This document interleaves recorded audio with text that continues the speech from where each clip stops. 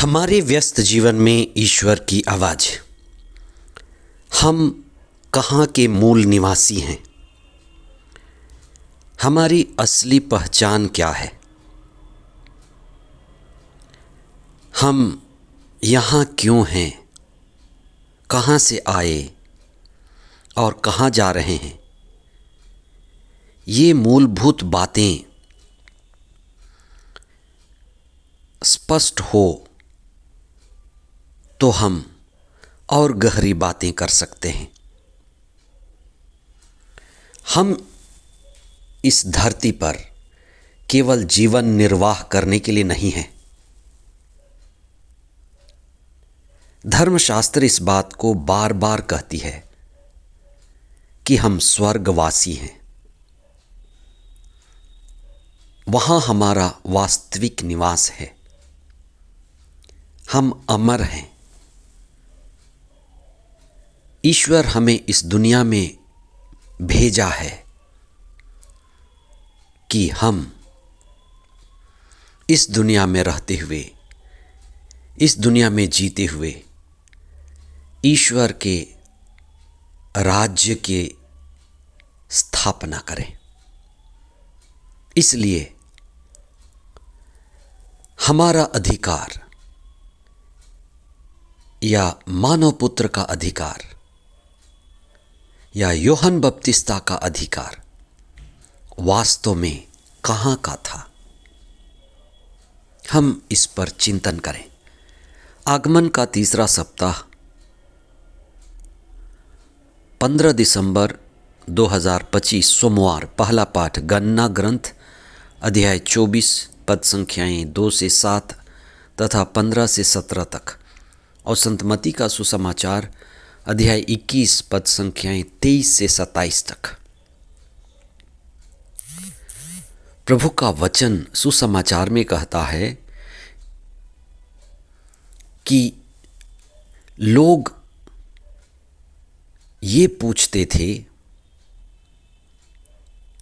कि आपको किसने अधिकार दिया? ईसा ने यरूशलेम के मंदिर में अव्यवस्था देखी।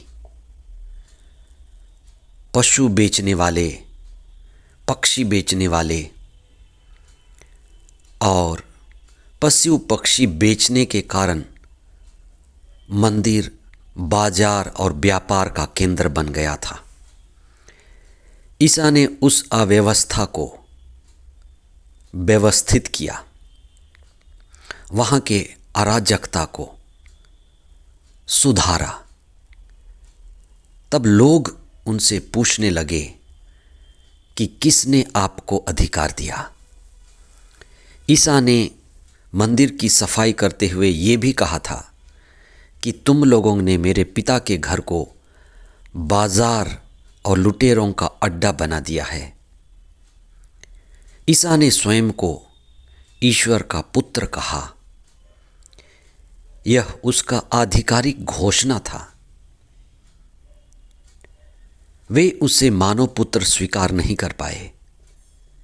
वे उसे ईश्वर के राज्य की ओर से आया हुआ, ईश्वर के राज्य की स्थापना करने वाला नहीं समझ पाए।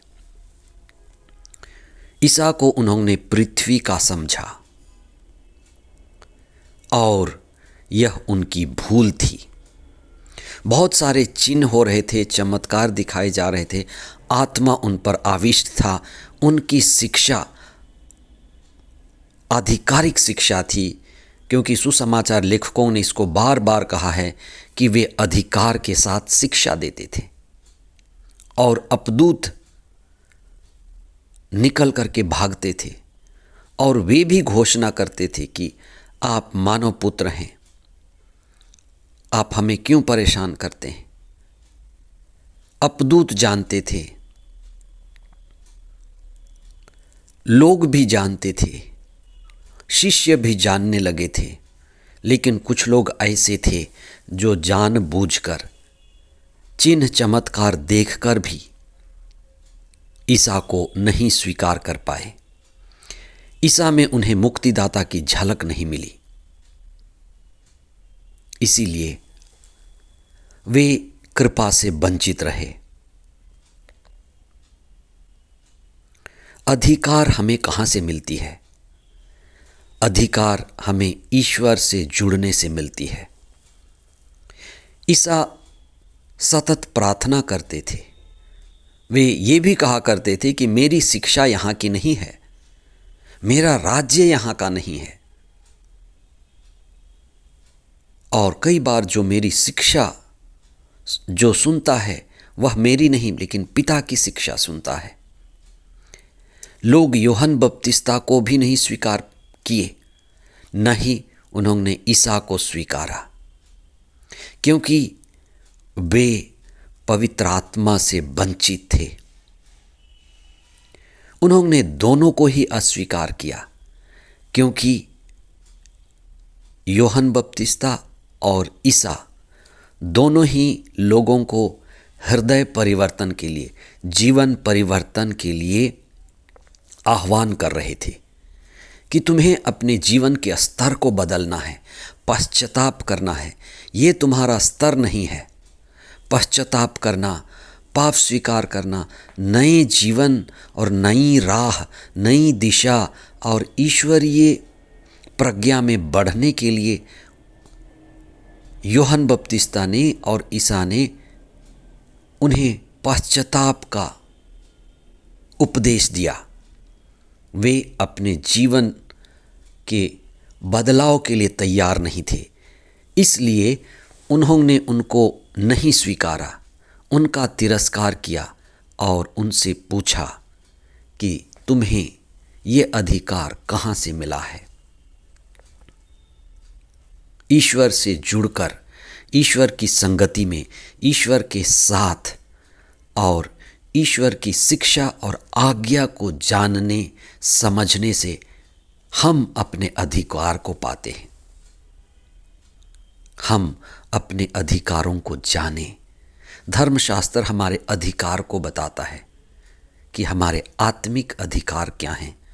आज के पहले पाठ में बिलआम का दिव्य दृश्य है, जो आने वाले दिनों में याकूब के वंश में इस्राएल के महान राजा के जन्म लेने की बात कहता है। वह दृष्टा था और वो महान राजा ईसा हैं, जिनकी भविष्यवाणी उन्होंने की थी वो समय पर पूरी हुई। ये प्रतीक्षा का समय है, धर्मशास्त्रों को समझने का समय है, विश्वास के साथ, धैर्य के साथ प्रार्थना करते हुए ईश्वर से जुड़ने का समय है। हम ईश्वर से जुड़ें, उनकी शिक्षा को गहराई से समझें और अधिकार पाकर, स्वर्गीय अधिकार, आध्यात्मिक अधिकार के साथ जीवन बिताएं। आमीन।